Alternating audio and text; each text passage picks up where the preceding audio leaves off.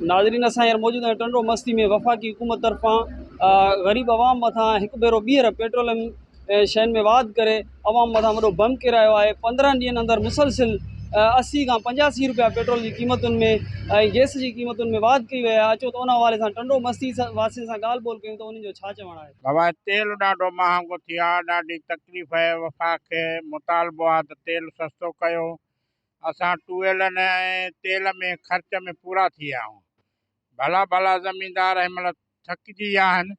महिरबानी करे तेल सस्तो थिए जंहिंमें माण्हुनि खे रिलीफ मिले, पोइ आवाम हले, न त इन हलण माना ॾाढो जंजाल थी पियो आहे सभिनी। जी असां हिन महिल हिते पेट्रोल पंप ते आया आहियूं तेल विझराइण, जेको रातो राति एटम बम वफ़ाक़ी गवर्नमेंट किरायो आहे ग़रीब आवाम जे मथां। आवाम जो जीअण जंजाल थी वियो आहे।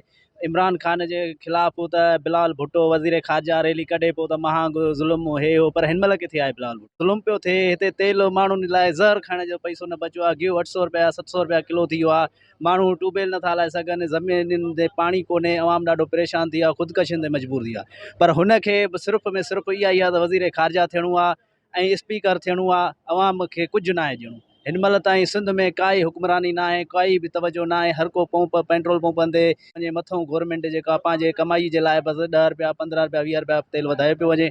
सो असांजी रिक्वेस्ट आहे वफ़ाक़ी गवर्नमेंट खां त तेल घटि करे आवाम खे रिलीफ पहुचाए वञे। 2000 न ॾियो तव्हां, इहे पैसा जेके एहसास प्रोग्राम जे हे हो त ॾियो था, न ॾियो तव्हां। आवाम खे पेट्रोल तरफ़ रिलीफ ॾियो।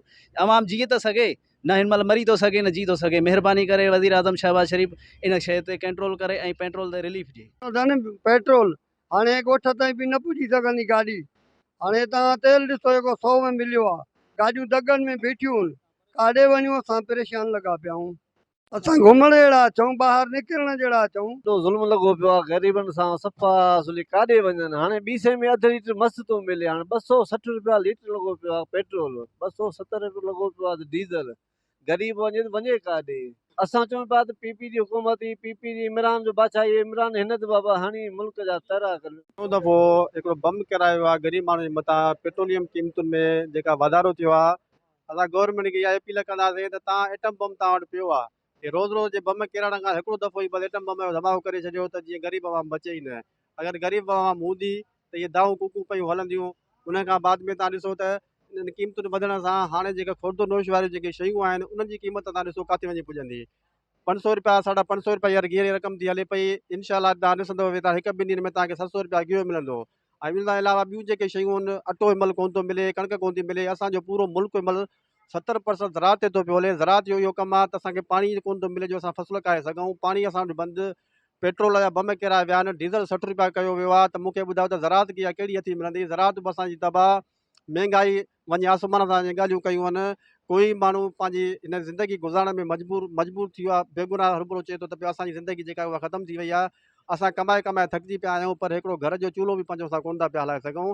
हे ग़रीब आवाम आख़िर तव्हांजा रोज़ वारा बम केतिरा सहंदो, केतिरा बर्दाश्त कंदो? असां गवर्नमेंट खे इहा ई अपील था कयूं त ख़ुदा खे मञो।